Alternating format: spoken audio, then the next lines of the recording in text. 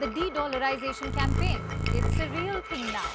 If we lost the dollar as the world currency, I think that would be the equivalent of losing a war. That would make us a third world country, and we can't let it happen. De-dollarization is not a new thing.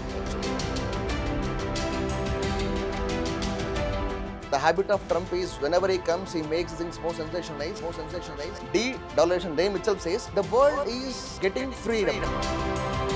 So de-dollarization is a process of moving away from the dollar.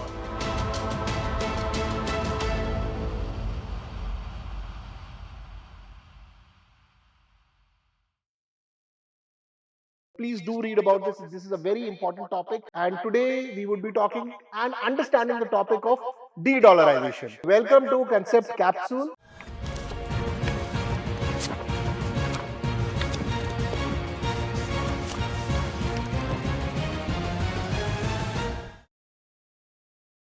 Hi, welcome to Concept Capsule. And today we would be talking and understanding the topic of de-dollarization. With me, Ganesh sir is there, who is the top faculty of economics at InsightsIAS. Welcome to the session, sir. And sir, I want to understand what is, in very simple terms, what is de-dollarization? Thank you, Sanjay sir. So de-dollarization is not a new thing actually, but the habit of Trump is whenever he comes, he makes things more sensationalized so that it is coming for the first time. It's not so. Basically, we'll understand what is dollarization first. Dollarization is, most of you know, at least the UPSC aspirants would know that aftermath of World War II, when the Bretton Woods agreement was signed between the developed economies, so it was accepted that dollar will be the medium of exchange for international trade. Also, it became the reserve currency, most trusted currency among all world currencies. Reason behind was, if I have to give a brief about it, earlier, prior to World War, there was a gold standard was used for measuring the value of the currency, but pound sterling was the dominating currency earlier. So, which was the currency of UK, which is the currency of UK. Again, World War, it eroded the supremacy of the UK, and then USA was a bystander in the war. It entered late, and it encashed all the advantage of the war. Correct. And what happened was, it started accumulating all the gold of the world. Right? Whichever the country owns the most percentage of the gold, its country's currency used to be the dominating one. So naturally, USA currency became the dominating one. Sir, is this the reason they dominate World Bank and IMF also? Yeah, of course. So the wealth is everything in the geopolitics. Before the Bretton Woods agreement, USA naturally became the dominant player in the world economics and geopolitics. So all the developed countries came together to accept that the US dollar will be the medium of exchange for international trade, as well as it became the supreme currency for a reserve asset, as a reserve asset, forex reserve, what we call. Correct. So from then onwards, the entire economy of the world became dollarized. So now, why are we talking about de-dollarization? The world economy is taking Shifting, new shape. changing. Yeah, it is shifting. The supremacy of the West is reducing because of various other things. All the conservative economies becoming market economies. They are opening up. They are open to compete with the bigger economic countries. So they want. And the rise of Russia, China, India, Asia, all over. It's not the same 70s and 80s. Exactly. So all the third world countries are making their presence felt in the economics as well as geopolitics. So that we saw in the BRICS Summit also. BRICS Summit, yes. So yeah, the reason why it has become more sensational was because of the BRICS Summit. Recently happened in Kaza, that is in Russia. So all these third world countries, especially the countries from Asia, they are resisting the US dominance. The reason was, Putin recently in the Kaza Summit, he said, yes, dollar is a dominating currency across the world, but USA making it as a political weapon is not acceptable. If USA is making it a political weapon, it will reduce the trust, it will erode the trust of a currency. So we are looking for alternatives. Putin was more sensible in his comment. What he said was, we are not fighting against dollar. We are looking for alternatives. Why? There is a reason. As you rightly mentioned, due to Ukraine-Russia war, USA was taking side of the Ukraine, and they literally banned Russia from the world trade. Too many sanctions. Yeah, they imposed a lot of sanctions, and entire world, especially the Western world, was totally isolated from Russian trade with Russia. Specifically oil and gas. Oil and gas trade. So Russia, they have to grow their economy, and unilateral sanctions are not approved by any world multilateral organization. So it is illegal. It is not a global world order which you have to accept. So Russia, rightly, it wanted an alternative. So Russia, what Putin said was, he wanted an alternative. If time demands, they need an alternative. That was his comment. But Trump made a sensational statement regarding that if they are coming up with the de-dollarization, 100% tariff. yeah, we will impose 100% tariff. That is why the news became so sensational. But BRICS, there are allegations that BRICS is coming up with BRICS, the consortium of the organization, a multilateral organization comprising Brazil, Russia, India, China, and South Africa. So, allegation was BRICS is coming up with their own currency. Yes, in the recent summit that is in October, happened in 2024 October. Yes, Russia, the Putin symbolically showcased one currency note. It had all the countries map in it. It was rather a symbolic thing. There is no legal agreement that has come out of from BRICS that we are going to launch it. There is nothing like that. It is symbolic. Symbolic to resist the Western dominance using the currency as a political tool. Correct, correct. Why? Because every nation demands a fairer economic system. If there is no fairer economic system, which economy will prosper? So to come out of the holds of Western dominated economy, I mean the third world countries, especially those countries are kept out of the Bretton Woods agreement. We want to exhibit our economic presence, so we need some economic sovereignty. That is what the reason of talking about de-dollarization. But Trump made it as a more sensational thing. And I forgot to tell you, I am sorry. You asked about de-dollarization. I didn't even mention the definition of it. It is a very simple term. De-dollarization name itself says the world is getting freedom, or the world is becoming more freer from. Yeah. So de-dollarization is a process of moving away from the dollar. So it is more of a diversifying the currency in the foreign trade as well as the asset reserve. We want to come out of dominance, US dollar dominance in the foreign trade as well as asset reserves. So that defines the de-dollarization. Sir has given us a very holistic definition, sir. So you used a word, fair world. Trump has come, and is it fair? Obviously, we can have a separate discussion on this, but is it fair when he's talking about de-dollarization in 50s and 60s when this Bretton Woods comes, IMF comes, World Bank comes? So most of this is dominated by the developed world, and that is why today Global South has come. If they would have given a chance to Global South in IMF and World Bank, probably everyone might have been happy about de-dollarization. So first, is the fair, when we're talking about that there should be fair competition, when Trump talks about de-dollarization, and second he's also talking about I'll put tax, he gets up in the morning, I'll put tax. So this is a tariff war, so we can have a separate discussion, but since you use the word fair, is the tariff war fair? And we can have a separate discussion, you just tell me in yes and no. And the next part which I want to ask, that currency swap agreement, how is this different from a de-dollarization? When you talk about fairer economy, see, fair means not fair. Rule-based order, I'm talking. Rule-based order. Every country, what is happening currently in the geopolitics? More of a conservative governments are coming up everywhere. Right of the center, sir. Yeah, because the trust which was vested in the multilateral organization is reducing. WTO is reducing its importance. But isn't that so? This is happening because these multilateral organizations, for that matter, even United Nations, they have failed to an extent. Exactly. So that is why we don't have confidence on them. Failed because the Western countries, they're not ready to give up their powers which they enjoyed for decades.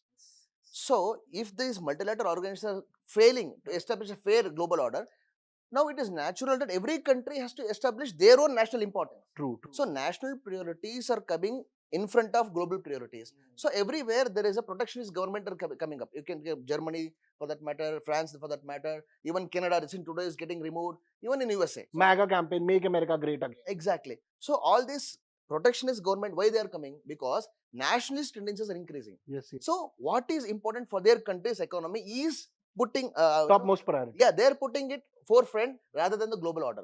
So naturally, every country, you would be seeing Jaishankar would be speaking across when he was defending the trade with Russia. He was saying that we do everything possible for the welfare of our own country because they trust us.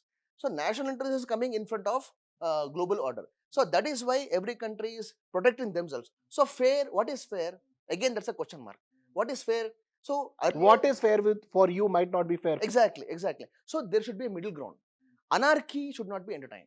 So these global, because USA is saying all these things because they know that 55% of world global reserve, forex reserves is dominated by US dollar.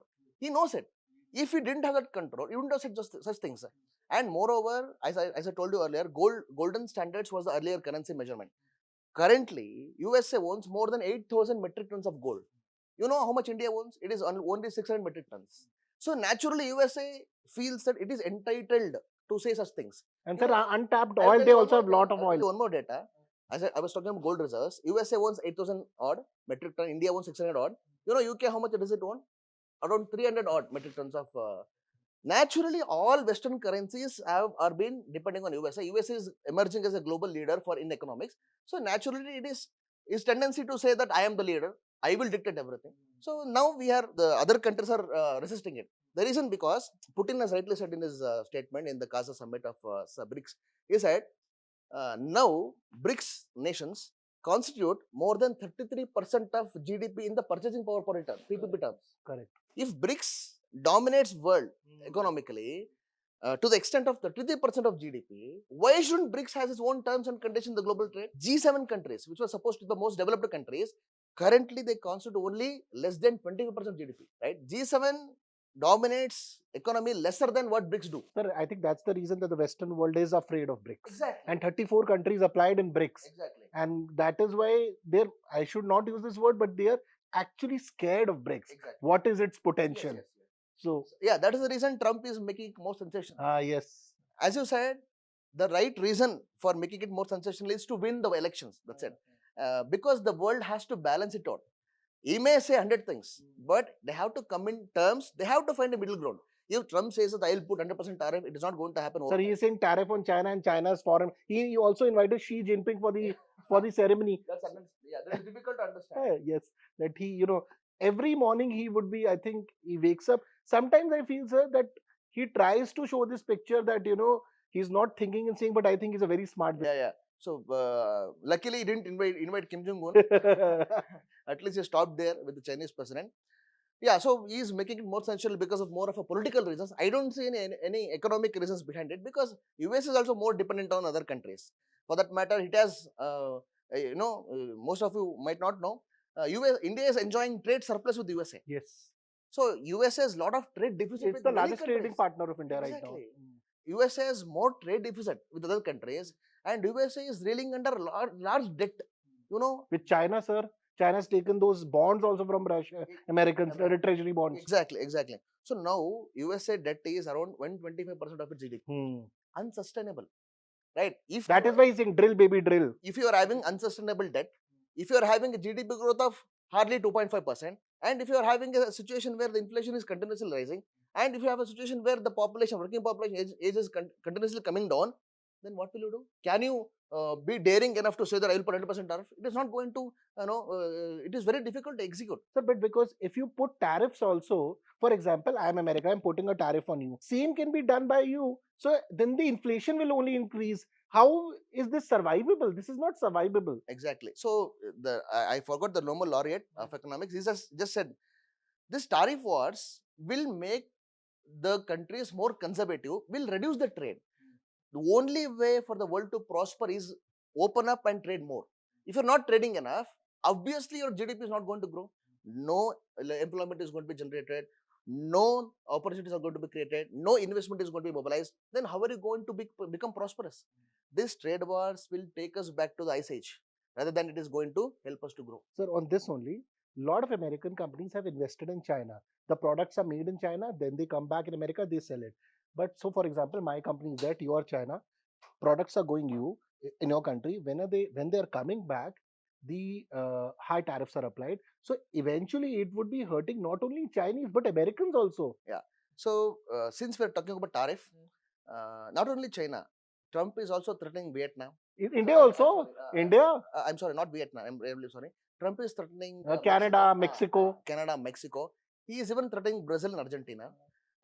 The reasons are various reasons. There is no single reason for the tariff thing. As you rightly said, yes, higher tariffs is creating more inflation in the USA because they're importing the products with a higher price. It is creating inflationary pressure and it is reducing the purchasing power of the US population. That is one thing. Second thing is that is not the way to bring back the company to our economy. The ideal way to create more opportunities is making your economy more feasible, worth investing, create more demand. If your people are losing the purchasing power and if you want other industry to come and manufacture in USA, who will buy your products? right? Your purchasing power is reducing. You're forcing the industries to come and manufacture in USA. Then that's not going to So work. they went to China because it was cheaper. But if you're doing in America, it's costly. That is why they went to Exactly. labor was cheaper. Exactly. Structural changes can benefit, but this emotional, this is like, knee-jerk reactions we call it. Yes, yes. Imposing tariffs is a knee-jerk reactions. Knee-jerk reactions won't work for a longer time. For longer time sustenance, you have to bring in structural reforms in the economics, which will take more time. I suppose Trump also knows this, but just to make it a Yes. political sensational thing, he is saying all such things. Otherwise, you wouldn't have invited Chinese president to his overtaking ceremony. Sir, I think if you can answer, sir, currency swap agreement which BRICS are doing, how is that different from de-dollarization? See, currency swapping is part of de-dollarization. De-dollarization, how does it happen? By, A common currency. by conducting the trade in the local currency, as well as by convincing the country to accept one's domestic currency in their international trade. And currency swapping happens for two reasons. One is for trade, other is to clear the debts, foreign debts. Currency swapping is part of de-dollarization. It is not distinguishable from the de-dollarization. It is part of de-dollarization, and we have various other It can be mechanisms. said stage one of de-dollarization. For example, like I'm doing currency swapping with you, and eventually I'm doing with 10 other countries, and eventually in years they accept my. You may call it. In the stage one, we have other mechanisms also. We have Ostro accounts. You might have heard about Ostro accounts. I think that we do with Russia. Yeah, Russia, and at least 22. Recently, Nirmala Sitaraman, our Honorable Finance Minister, said at least 22 countries have shown interest to open Ostro accounts with India. They are already willing to trade with India. There are various reasons for that. I will come back to the currency again. The reason is Indian currency is doing good. If you check 2024 performance of all world currencies, even comparing to Canadian dollar, Australian dollar, even euro, Indian currency is doing much better. It is becoming more stable, and Indian trade penetration is becoming much more expansive. We are diversifying our trade, so rupee is becoming more stable, and we are becoming more diversified. And Make in India, luckily, it is helping us to reach out new markets. So rupee is making its mark. So at least 22 countries have shown interest to open Ostro accounts with India. That will again increase the reach of Indian currency to in the international trade. Again, the economic depth will also decide whether this currency is going to sustain or not. So as I said, there is no, I don't think there is a first layer, second layer kind of a thing. Yes, initially you cannot enter the market as a dominating currency. You have to give up something. So respect the currencies, and then whatever the concessions you demand, you should give the same concessions to the other economy also. So mutual understanding will take the countries forward, as well as it will reduce the dominance of US dollar in the international trade. The reasons are two things. One is unilateral sanctions imposed by USA. I will just tell you how does it do. First thing is, again, it has control over European economy since they are part of NATO. So they don't, they cannot say that they cannot listen to USA. They have to obey. Sir, they've asked NATO that they need to put now 5% of the budget into defense also. Yeah. And there is one more. There are structural ways where USA can control. You might have heard about SWIFT. Yes. Sir, SWIFT, they say it's independent, but it's actually not independent. It's not independent. Yeah. So it is governed by European laws. That is why sanctions on Russia. Sanctions imposed. So there they will control. That is why Russia said that the dollar cannot be used as a political weapon. And second thing is, de-dollarization is necessary. It is not as a political ball game. It is necessary. Why? Because US's dollar is reducing its importance. We are coming. See, earlier the international trade was managed by multilateral institutions such as WTO, etc. Now we have bilateral relationships. Now we have regional partnerships. So US's dominance is coming down. As I told you, debt is increasing, inflation is increasing. So USA, many countries are migrating out of USA. It is natural. Even Trump is there, Biden is there, who may come in future. It is natural that dollar is going to reduce its importance in the world trade. Even if it is more as the importance of America will reduce. Yes, it is natural process. It is becoming more sensational for the political reasons. That's the point I wanted to make. So what Sir has basically told us that, Russia basically saying is that you cannot use dollar as a weapon, be it an economic weapon or a political weapon. And what I hope that you have understood what is de-dollarization. And as per Sir, de-dollarization eventually will happen. Dollar might be dominating now, but the era of dominance over the period will reduce, if not now, but over the future. And India is playing a very safe game. Yes, India, that though, yes, 100%. Yeah, when Jaishankar was confronted by the Russian media, Yes, yes, sir, yes. what do you think about BRICS? What do you think about Trump's statement? Jaishankar smartly answered, "We are not against dollar." Even Shashikant, the ex Yes, governor, he also said the said same that, things. we are not against dollar. We are not for de-dollarization. We are for trade diversification. Alternatives. Every UPSC must use this term diversification. We are not against dollar. We are here to diversify our currency risks so that our economy can sustain, in front of all the global risks that may confront in future. It is a better way of saying, that we are looking for alternatives. Yes, because anarchy should not work. Anarchic, even if in India, it may think that it is a dominant player because it is considered to be most fastest growing economy in the world. It has to play safely because Indian foreign policy is always about mutual respect. Now, Non-interference. neighborhood first Yeah, policy. Indian political sovereignty, it be economical sovereignty, it should be mutually respected. So, Jaishankar's statement makes sense in that way. Correct.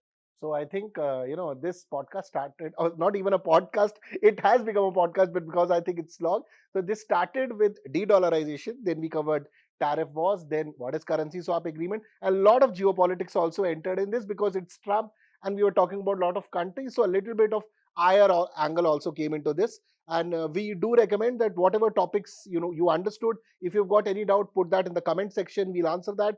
And please do read about this. This is a very important topic. And when we started, I said, sir, we'll only talk about de-dollarization and we'll not talk about tariff wars. But since Trump has come, he's talking about it, and that's why that has also been covered briefly. And in coming days, we'll cover a lot of topic. I hope you enjoyed. Thank you very much, sir. And we'll meet up. We'll meet up in the next session of Concept Capsules. Bye.